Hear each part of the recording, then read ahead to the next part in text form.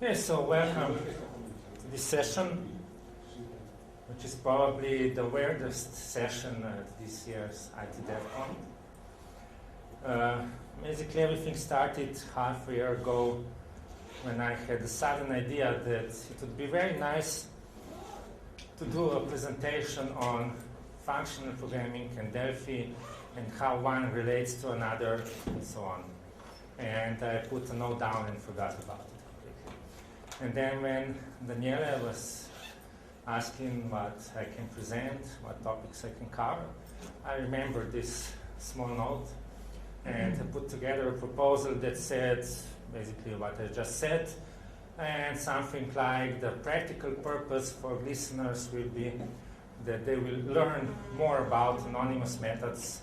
They will see some practical examples of practical code and so on. And then I forgot about it again. And in early October, I started putting together sessions, 4 of them, and 3 were relatively easy.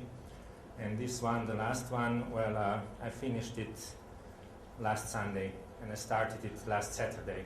So just put together over the last weekend before ITDevcon, simply because I couldn't decide what to tell and how to package everything and in what form to put stuff so it will be understandable and so on. And what has happened at the end is something that could be compared to the LSD. It was designed to blow your mind, and it will give you a bad aftertaste tomorrow when you will suddenly realize that you have no idea what I was talking about. And so the idea behind this presentation is to give you some new ideas, to give you some new topics, how you could maybe expand your Delphi programming toolbox, what can be done. I don't say that you have to do anything like this, but maybe after half a year you will be in a situation when you will suddenly realize, oh yes, I could maybe solve this with anonymous function, and then you will go back and relearn how to use them and so on. So don't try to remember too much, just remember what can be done and not how. Everything can be found on the internet. There are many great links and so on. But the basic for my talk was functional programming, so I will spend a few minutes talking about this particular discipline. The basic idea behind functional programming is that a program is a function. You give some data in and something falls out. Output is a function of input. And in more theoretical and precise terms, the functional programming is based on something called lambda calculus, which is quite an old mathematical discipline. Okay, it's 1900 something, but it's not last year or 10 years ago. And the idea is to write functions that don't depend on state. Or in other words, they should not have any side effects. So you put some values in, and computation is based entirely on those values. No global state, no nothing. Of course, in practical implementations, we immediately run into problems because input is something that is a side effect, and output is something that is a side effect, and database access is something that is a side effect, and so on and so on. So in practical implementations, all functional programming languages broke this restriction in one way or another in some controlled manner. So you have most of the program which is purely functional, and then there's some stuff with side effects. If you want some examples of functional languages, Haskell is very well known. I will show some examples from this language. Erlang could be considered a functional language. It's a language which was designed for multi-processing in mind, and is used, for example, in Siemens switching telephone switching boxes. Scala is a variation of Lisp, which is functional. And what they all have in common is that because of this, and this, and this, they're trivial to parallelize. Because there are no side effects, no shared functions, nothing. You can just throw the code on as many CPUs as you want, and it will all work. Well, F#, for example, is a functional language based on C#. Implemented by Microsoft, fully supported. It will be fully included in the next Visual Studio. Even. So 2 areas where functional languages are really strong. One is massive parallelization, and I don't think 4 cores, but massive. And the other is various financial calculations, banking, and so on. Because if you don't have side effects, you can mathematically prove that your code is correct. Or at least it's much easier to prove mathematically that your code is correct. So we call the normal programming imperative programming. And if I say iterative instead of imperative sometimes, this is purely my lapsus. I have a confusion somewhere in my brain between those 2 words. And functional programming. These are 4 building blocks of functional languages. They all build on those principles. Variables can never be changed. Once you assign something to a variable, it cannot be modified. End of story. Because modifying a variable is side effect. Then they typically depend on pattern matching to find the path to the program. And I will show an example of this later. And they very, very, very much depend on high-order functions. And this is actually a mathematical term. High-order function is function which returns as a result not a value but another function. And that's something that's extremely important in functional programming style. And the last one is recursion, because you cannot modify a variable, you cannot have a loop counter. So how do you implement a loop? With recursion, function will call itself again and again and again and again. And because of that, all functional programming language implementations are specifically tailored so they can execute recursive functions, especially tail recursive, that is the last statement in a function is a callback to the same function extremely well and fast and without using any additional stack space.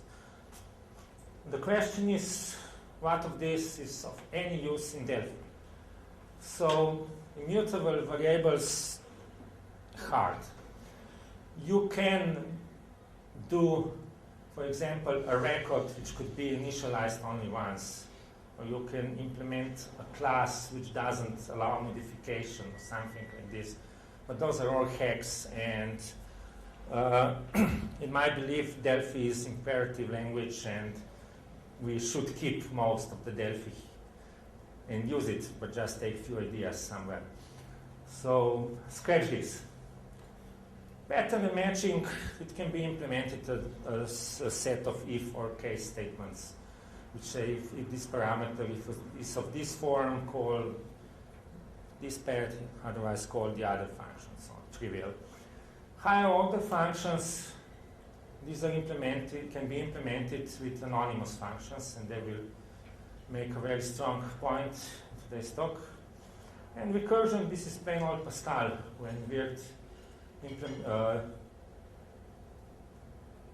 this made out Pascal from scratch, he put in ability to call functions recursively. So it's in the language since 1980 something, when it was built. So as the other things are more or less known and trivial, I will not put much talk into them, but anonymous methods are something that's with us as Delphi programmers for quite a long time now. from Delphi 2009, and lots of people don't use them because they don't have any idea how they could be used. I know for myself that I needed 2 years of programming in new tools because before I slowly realized what can and what is useful to be implemented with anonymous functions and where they're helpful and where they're not. And anonymous function is basically a function without a name. Very simple. It is compiled as a function. It lives in a compiled code as compiled code, but you cannot really call it by name because it doesn't have a name. It is implemented as an interface. So whenever you see an anonymous function, you can safely store it into T interface list or into variant variable or into something that is of I interface type, that is common interface or whatever. Or you can cast it to native int if you are brave and foolish.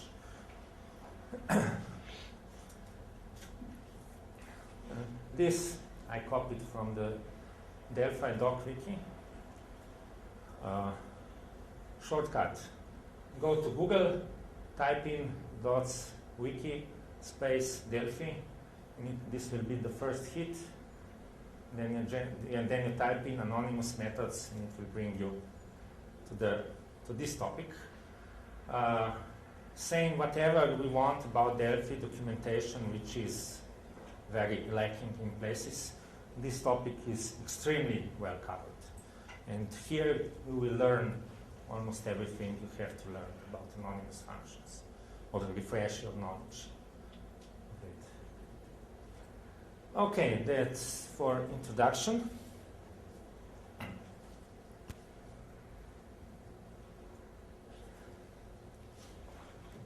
I'm running this on XC, but everything would equally well work on XC2 and should equally well work on 2010 and 2009.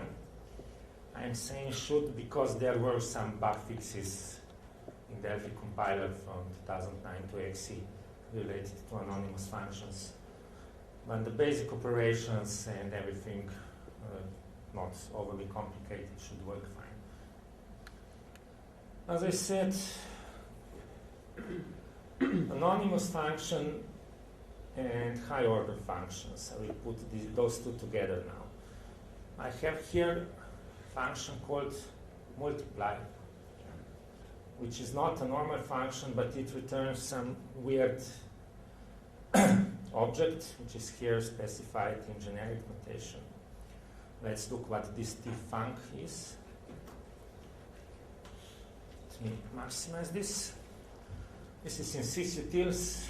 Definition comes with Delphi and says tfunc of parameter and result is a reference to function which accepts one parameter of type T1 and second parameter of type T2 and returns T result.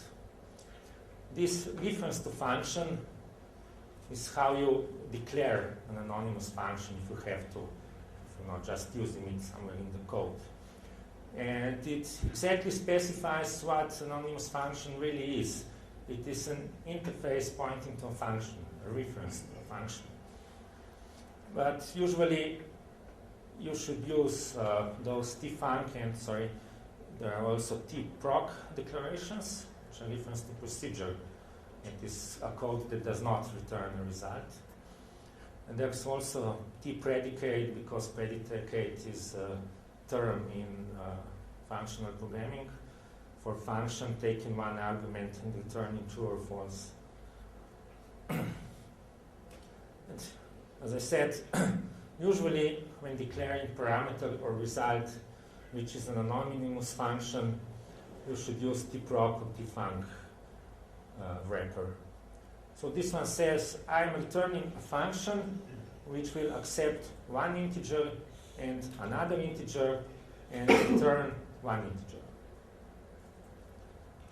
And to declare it, I say, is not to declare, to write the code.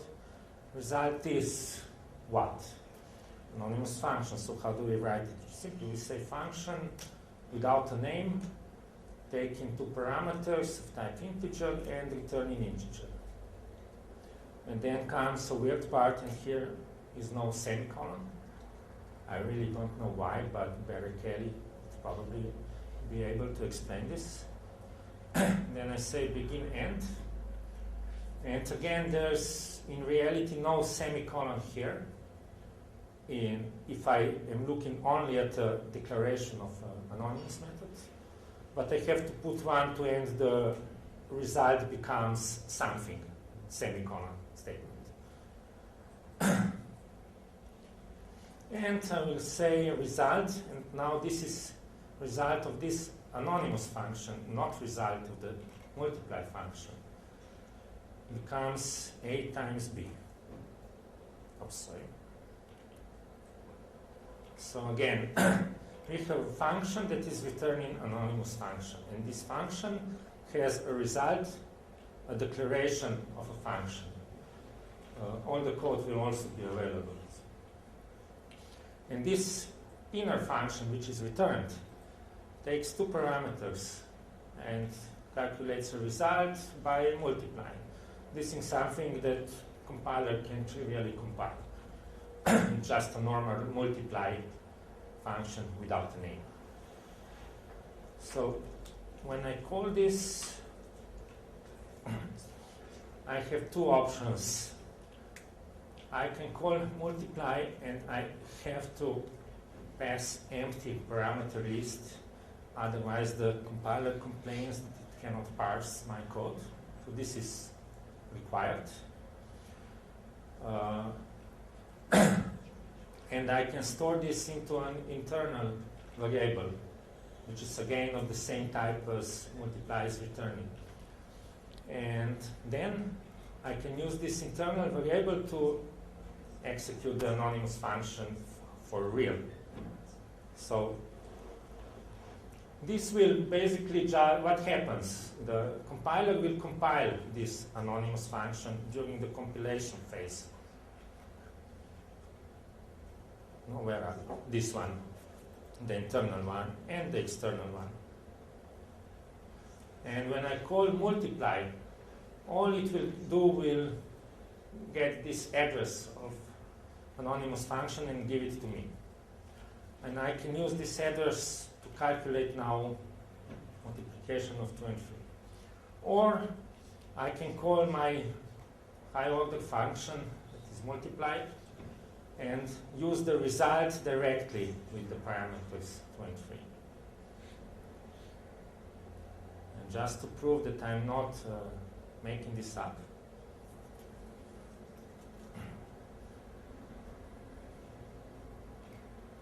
get 6. The whoa factor. So what happens here? One more time, because I know this is hard to follow. I will put breakpoints in all important places. Then I call, okay, we are here. Multiply function will be called, okay? And result will just be, something will be put in result, but nothing here is executed in reality. And we come to the second part, and now this variable is used to call the function, and we are in the function. And the second time, because I did this twice. To try to explain this one more time, and then I hope that I got the basics across.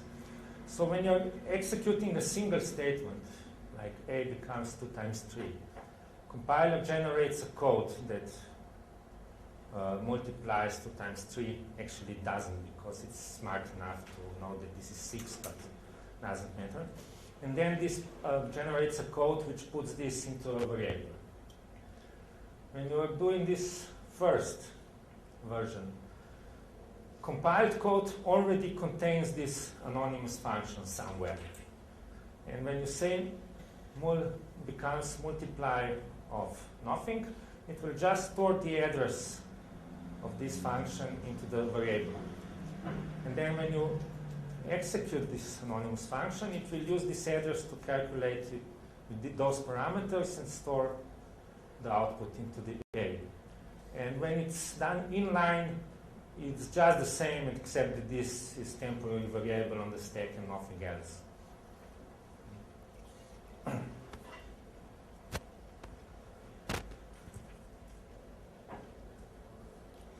One of the basic premises of functional programming is to use functions to declare other functions and to declare other functions and other functions and so on and so on and so on. So if I want to make a function called double, which doubles a number, and again, this is a high order function, so I want a function named double which returns a function that will double a number. I can put my fingers in the correct position and type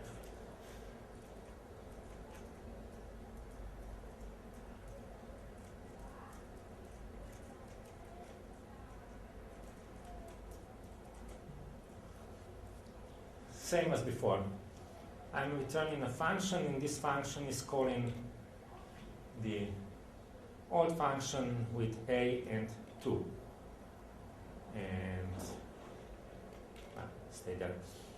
And I can store this in a temporary variable, or I can call it directly, it doesn't matter.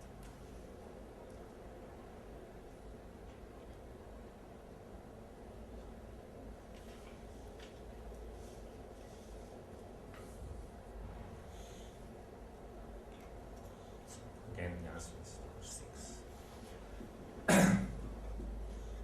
Okay, so I mentioned before pattern matching and recursion. This is a Haskell way to reverse a list. A list is, in functional languages, a list is typically an elementary data structure, which contains head, which is an element, and a tail, which is again a list. So the whole definition of a list by itself is recursive. And this comes from Lisp, I believe, originally, this concept. And the tail can be a list, or it can be an empty list. We have to stop somewhere, of course. And reverse in Haskell, this is a function declaration, and says reverse is a function which takes parameter list and returns a list. Okay, that's like interface part of Delphi.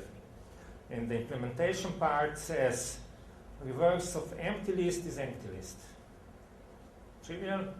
And if we have reverse list, which consists of head element and following list, then we will put this head element at the end and prepend it with reversal of the rest of the list. And this again, so when you have to reverse, let's say, list containing numbers 1, 2, and 3, the compiler or interpreter, whatever you have, will find this declaration and it will say, okay, 1, 2, 3 is not an empty list, proceed. This is the pattern matching part.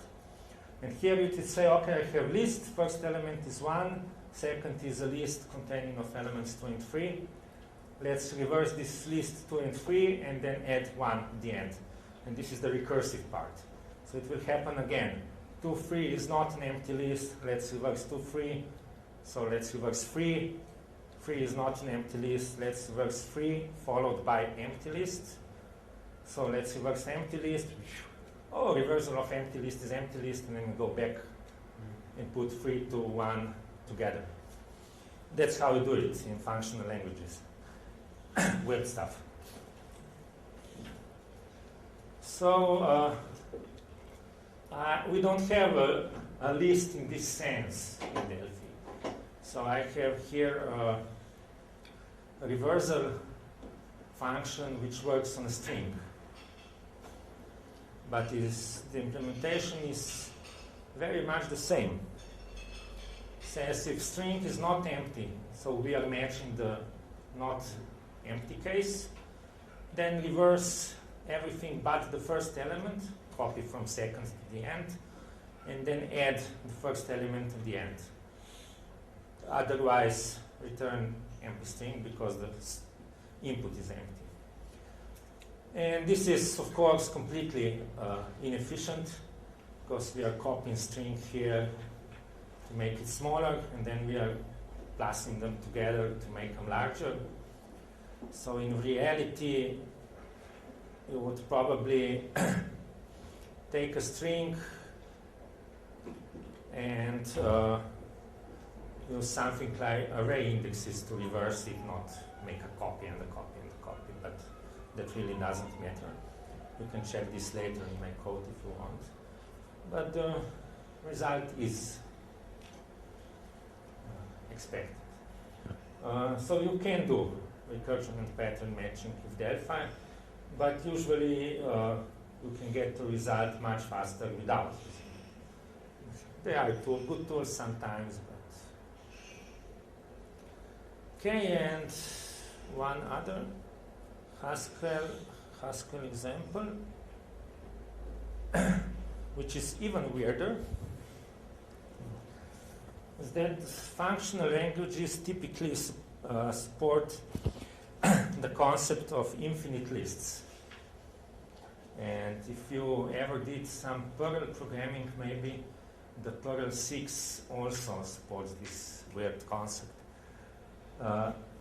This is a program that prints 10th Fibonacci sequence number. You know the Fibonacci sequence, you start with 0, 1, and then you sum the last two elements together and proceed. So this is a recursive declaration of Fibonacci sequence, and says if you have Fibonacci sequence with two elements, you can generate the next one by putting first one head and adding into this list a summary of first and second. Well, it's slightly wrong. It should be first, it's here. It's okay. First, second, and first and second, and then recursively they. Okay, it's okay.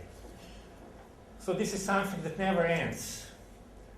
And this is a function which constructs this Fibonacci sequence starting with 0 and 1, which is the typical way. And this says, please give me the 10th element of this infinite sequence. So in reality, this is all solved with lazy evaluation. This never gets executed unless it has to. So when you say this, the compiler will say, okay, generate me the next item. Do I have 10 items in the list? No, please generate me the next item. And when it has 10 elements, it will give you the 10th element. Another weird thing. And this is something that we can't really do in Delphi. At least I couldn't find the point, couldn't find a way to do it.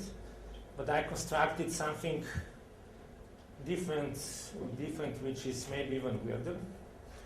So if I have a Fibonacci, I have here a function that will take a number, 10, and it will generate a function that will give me 10th Fibonacci number. And this function, again, will be declared in terms of itself, just like the list in the Haskell examples. The trick here is that I can say if this is the first element, I can simply return an anonymous function returning this A. And remember this A and this A because I will mention them in a moment again. Otherwise, if we are not yet done, please use yourself to create a new anonymous function that will use the new parameters B and A plus B, and I want one less element in this list. So If I want 10th element of 0 and 1, I want 9th element of 1 and 1, I want 8th element of 1 and 2, and so on and so on and so on. What's a good example here is not how this is constructed, because this is just a joke, basically.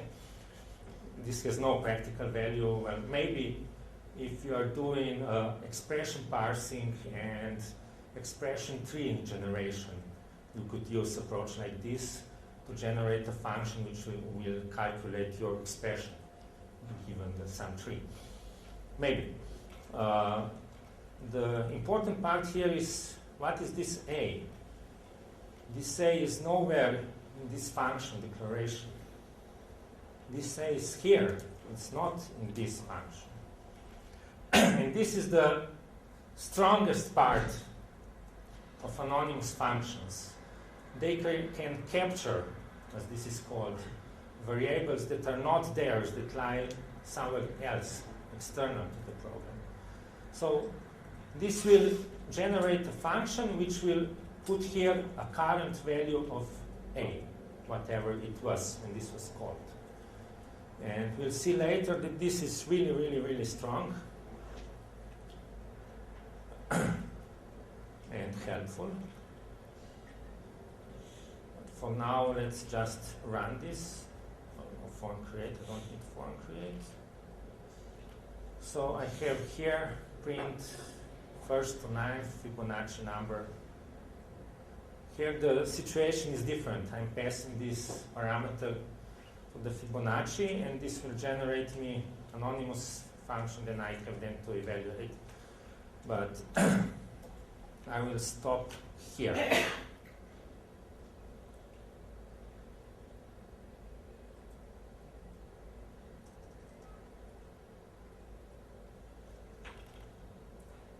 Let's run it first.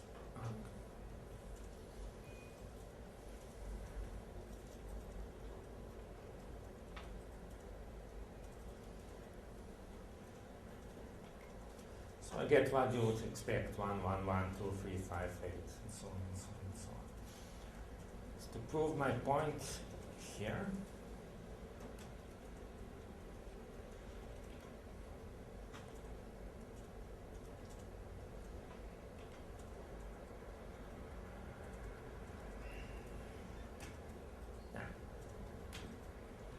I have put a breakpoint inside my anonymous function, and in the button handler, I want to prove that when I execute this, nothing really gets executed, just the whole structure of functions has been created.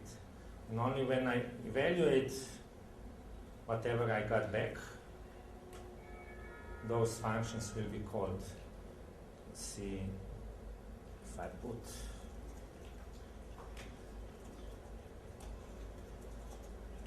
those numbers into watch list.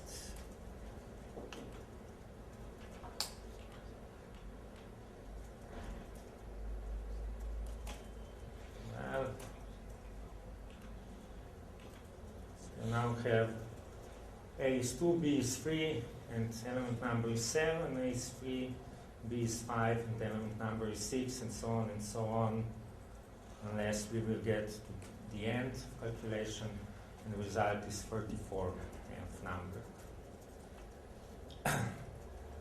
Okay, and now I move to completely more practical and more understandable topics. I promise.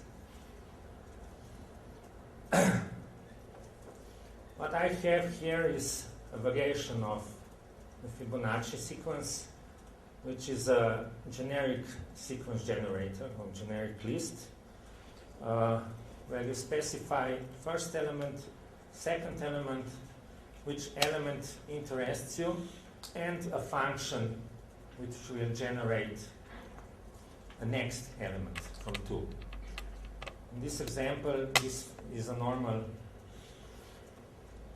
function summing 2 elements together, and this time generic list is written in a simple Delphi way without any complications. It takes 2 elements, element number, and a function which will take two parameters to generate the third. As we have seen, we can pass an anonymous function to such generic list, or we can pass a normal function that takes two elements and generates results or whatever. And this top is then called, so for each two elements to produce the next element. So when I call this generic sequence, and now have 0 and 1, and this anonymous, this function will be called, and sum them together, and then I have 1 and 1, and I will get 2, and so on and so on and so on. But what I can also use, what I could do, this is a normal method or procedure, I don't know, a normal function, not even form-based. I could also write this inline as anonymous method and say, this is function taking two integers, returning an integer. It's defined as a sum of two elements, and now here's no semicolon.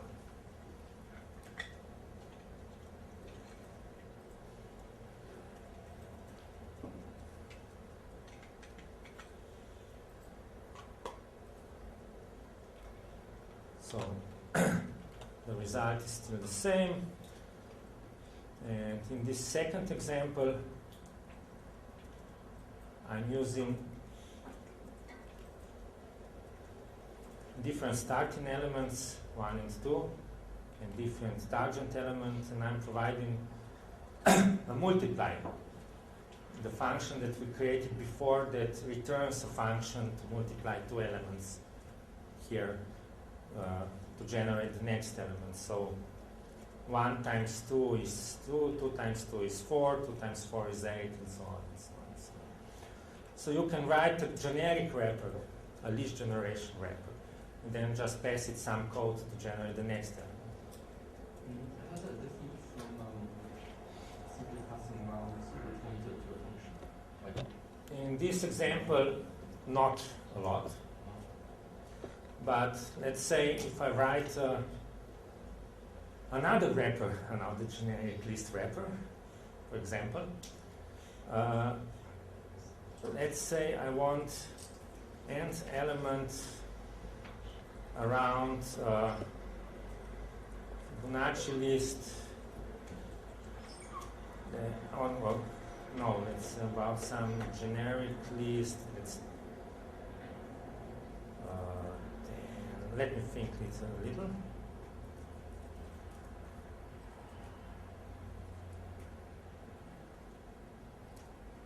Let's say this should work.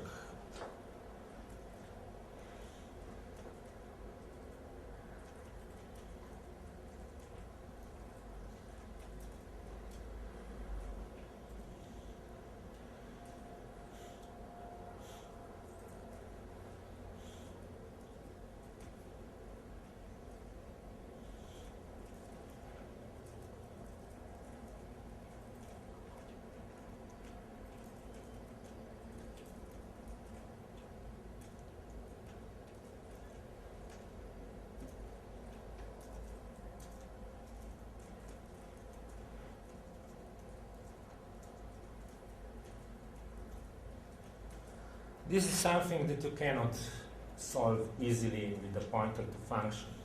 I have here something that returns nth element, doesn't matter, of a list which starts with 1 and 2, and where the next element is defined as sum of previous two elements times some factor. And this factor here is a parameter to the function, and is captured automatically into this anonymous method. This is a typical example where anonymous methods are immensely more powerful because they will capture all those needed parameters even if they are not parameters. So you have to, otherwise you have to add to the For example, or so on, you have to complicate in some other way. When it gets returned, when the the anonymous method gets returned, the factor is actually a constant? Factor, yeah, actually it is, yes, in this example. So The implementation is quite complicated, and some of it is specified in that .wiki article. Basically, this interface, which captures anonymous method, also captures address of all variables and copies data internally to self. So they are stored inside the anonymous method, not because this stack can go out. Yeah, it has to make a copy. Yes, so that means that when you call nth element 3 times, you have pointers to 3 different functions. Yes, basically. Well, no, you have pointers. You have 3 different interfaces, but they all use the same code. Just the captured variables are different. Yeah. Okay. So yeah. Somehow. I didn't dig Okay. that deep into code generation. Another practical example, I have here a little list logger, which is again a function, generating function. It will generate an anonymous method that puts a string into a list box. This log is just listbox.get. Nothing weird here. But the trick here is that I could very easily modify now this logger. So if I want to put something before each message, I can define a new logger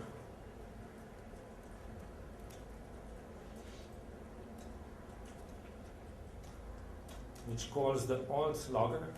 Again, it captures the variable that is passed as parameter and prepends everything with, let's say, format, date, time, some basic time information.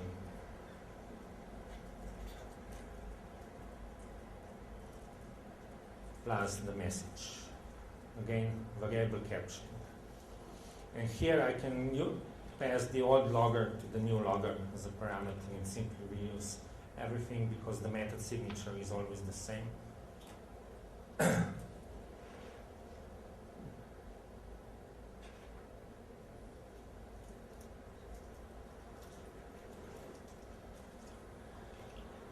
have 2 messages without a time, and then I create a logger. I have 2 messages with time. Like, okay, I have now some. So just check. Let me check something.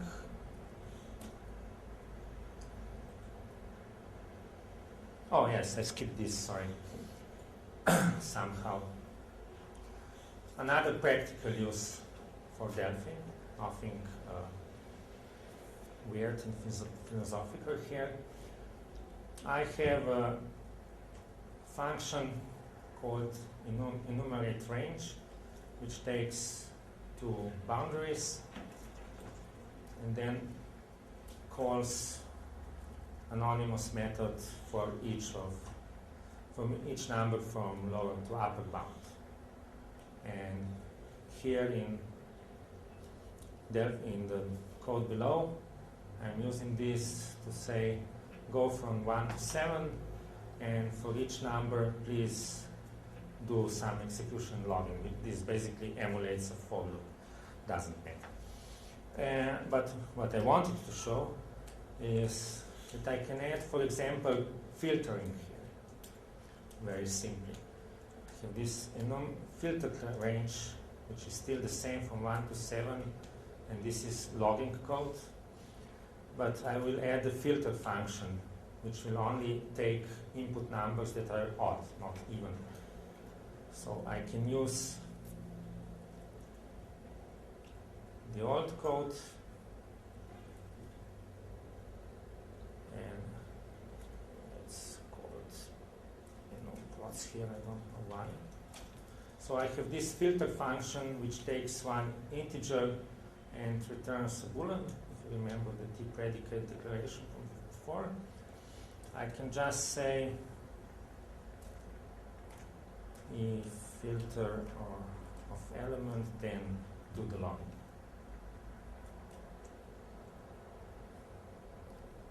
Again, this is possible with normal function pointers unless you want to capture some state that is external.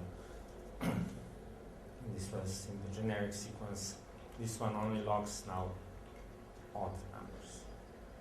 And of course, now I have code duplication. I have two methods here, and they're practically the same. So I will kill this one. I don't need it anymore. I will replace it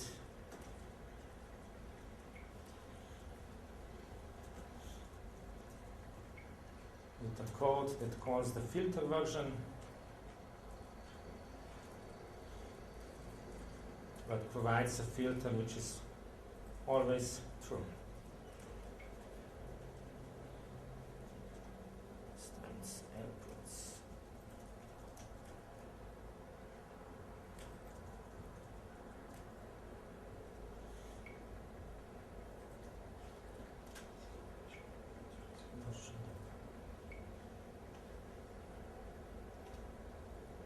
So I will still get all values from 1 to 7. But this time the execution goes into filter range, and filter function just always return true. So you can write generic versions of functions using your less generic versions easily if the performance is not the hit. But actually I use anonymous functions a lot in OmniThread library in high-level primitives. And the performance hit from using anonymous functions is very, very low. The implementation is very good and generated code is very good, so typically you won't notice it. Okay. Have a demo here for... Oh, this one is weird. Maybe I'll skip it. It's even weirder than everything before. I'll leave it for the end if we have time. A demo about variable binding, what I mentioned before a few times. I have a function called makeLogger, which will create some specific logger function which we can ignore. Let's just say that it returns a function which sends this message, this string, to this logger object. And this logger is the same logger as before, the one I've shown. So when I say make logger, I will get back a function which sends whatever is here to the logger, and when I call another instance, I will get the same anonymous function, but with a different source value. And then I evaluate both. It's just what we've seen before. The internal value is stored and it's bound to the correct input. Sorry, this one. It was 42 and 17. But there's a nasty trick in the variable binding. Here I have a very similar example which you could think that it should work. This stores something into variable and creates an anonymous function that captures this variable and sends it to the log method. Then it changes this message and creates another anonymous function which again captures this variable and sends it somewhere to the logger. Then I evaluate both.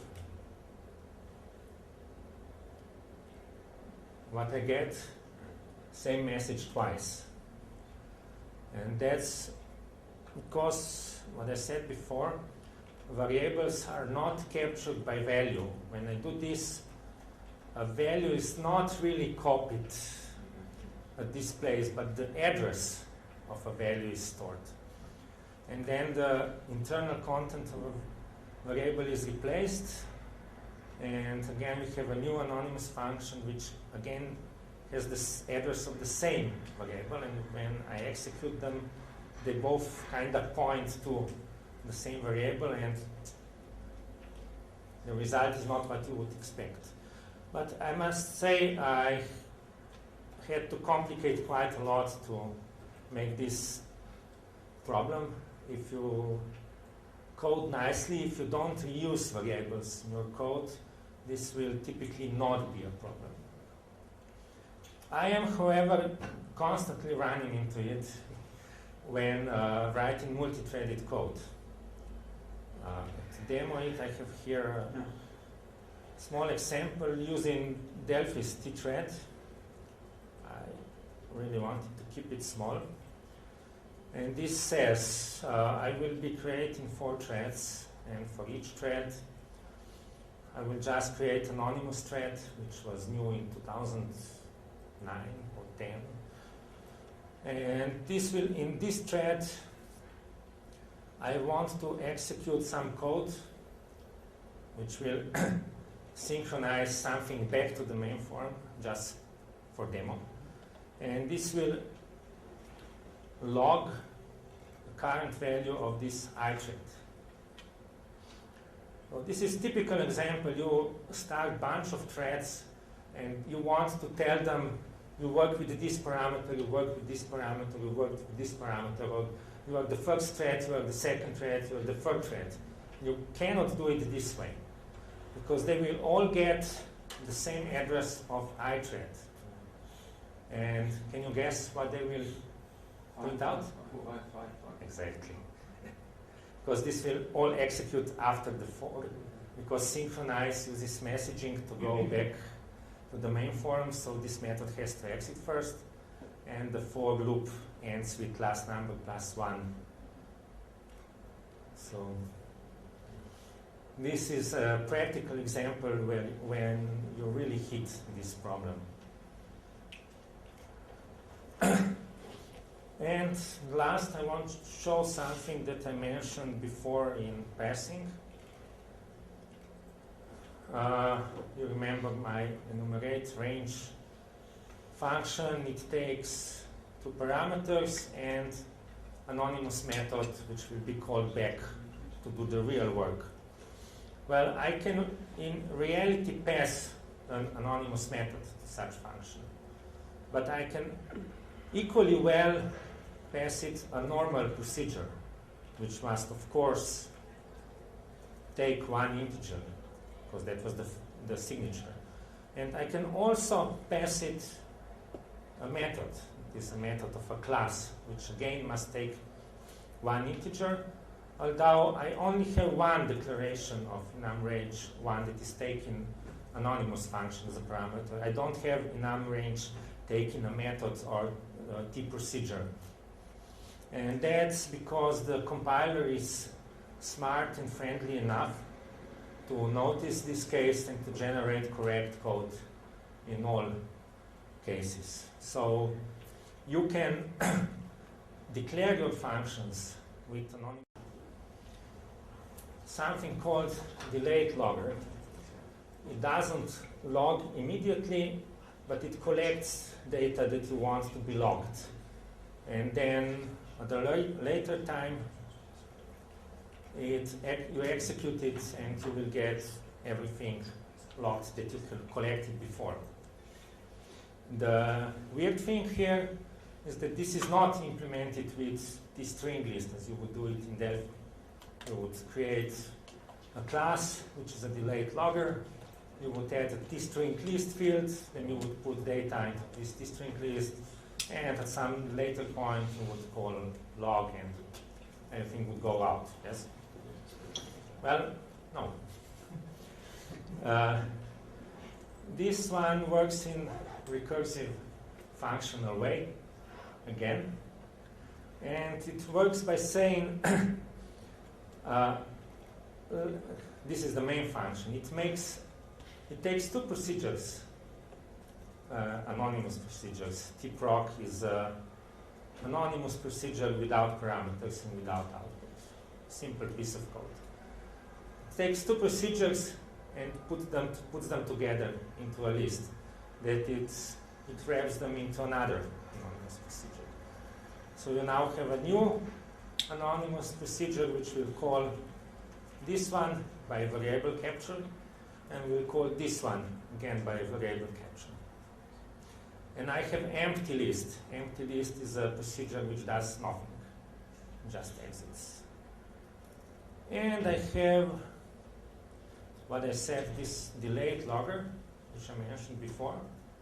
It just generates another anonymous method which uses the logger, which is again captured, to log a message which is again captured, and returns this as a procedure. So nothing will really execute here, just a new procedure will be built.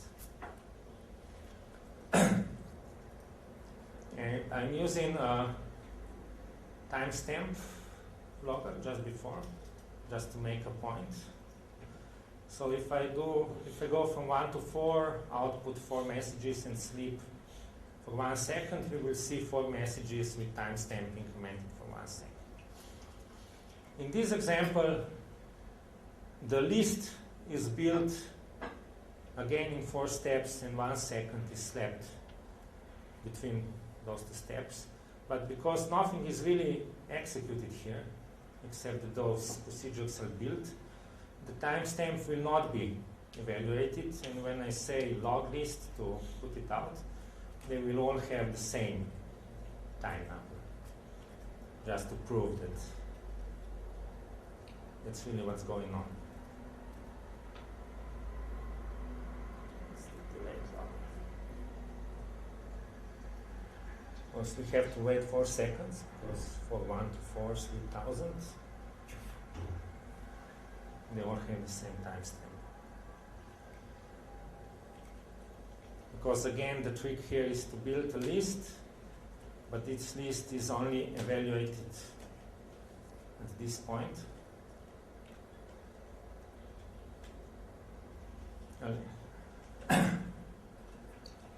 This is something I never used in my code. This is something that just a demonstration, so only at this point it's evaluated. When I go into previous list, I'm again here and I'm again here. Then I hit the bottom, the empty list, and then the loggers are evaluated one by one, and everything returns. Maybe now that I know that this can be done, I will use it someday. Maybe not. So I think you have enough, that your heads are full of this weird stuff. I would just point to really practical usages. So one is to create online filters for enumerators, database, queries. Daniele had similar example in his session on dorm before. Anonymous method as a filter. Another is to use it as a procedure pointer before, but a procedure pointer that captures variables before. This is something that I use a lot in my parallel code.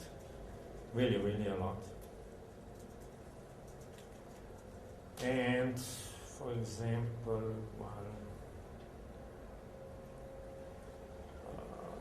let me find some examples here.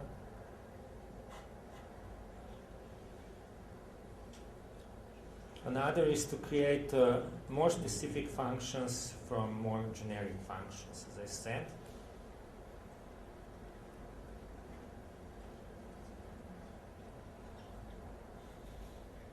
I don't know where I have some examples, but I have to find them.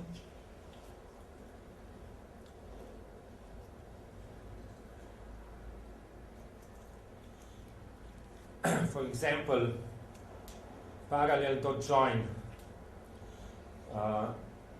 has two variants. In one, you can pass it a function without parameter, and in the second, you can pass it a function except in one parameter of a specialized type. So we have a more specific function and more generic function. And this specific function is simply implemented by calling the other function, passing it a short anonymous method which accepts this special parameter, like declared here, and then doesn't use it, but just calls your own tproc for whatever.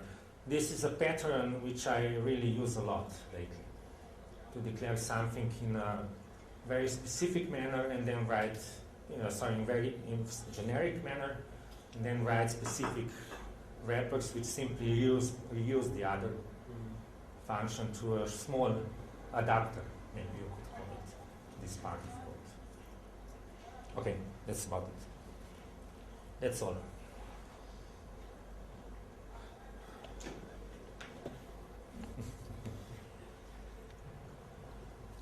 I can fully understand that you don't have any questions at this moment. Can we see again one of the logger example? Yeah. And when you said about variable wrapping, enter the logger. Let's see This one. Yes. No, wait. No, there's no capture at this moment, but yes, delayed logger, for example. Delayed logger. This one. Okay. Can you make here the variable message? You can modify it inside this delayed log function. Yeah, sure. So if you are writing, for example, you are writing the first result like you wrote it now. You are asking if this modification will be put outside? If I will modify out. No, because it's not declared as var here. So if you are declaring it, just message, for example, without var. Okay. Yes. And after putting inside, after creating the anonymous method, you are after. Yes. Here. Yes. That will it be seen outside or not? Well, this is normal Delphi. You cannot do this. Well, you can do this. It will not be seen outside, of course. No, yes, it won't be seen outside, but will be captured or not from the anonymous method? That's a good question. I don't know. That's fine.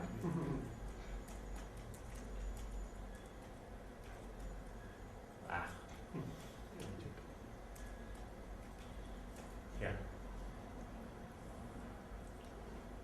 Or as the new Delphi event will be called with 3 exclamation marks, says Pavel. It should be captured, however. But outside the function, you have not more the pointer to MSG variable. Yes, so for this I'm asking. Inside, for this I'm asking. I want to learn exactly this.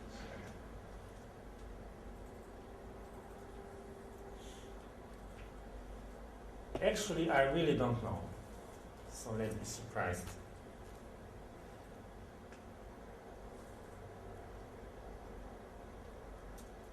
Yep. It is.